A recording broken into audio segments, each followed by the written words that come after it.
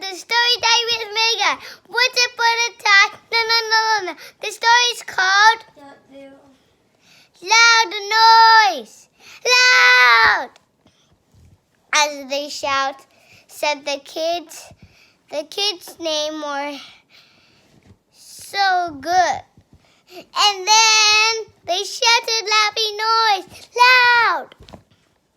They shouted. They had a big pet piggy. He went up the stairs. And then the pet piggy pooped in the toilet. And then Dad came and they said, who is this poop who didn't flush the toilet? The children said, Piggy! And then the dad flushed the toilet. And the next person came, and then his name was Noah.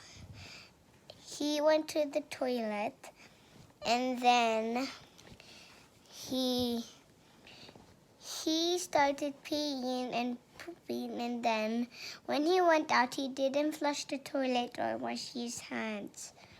And then when Dad came, he said, who didn't flush the toilet?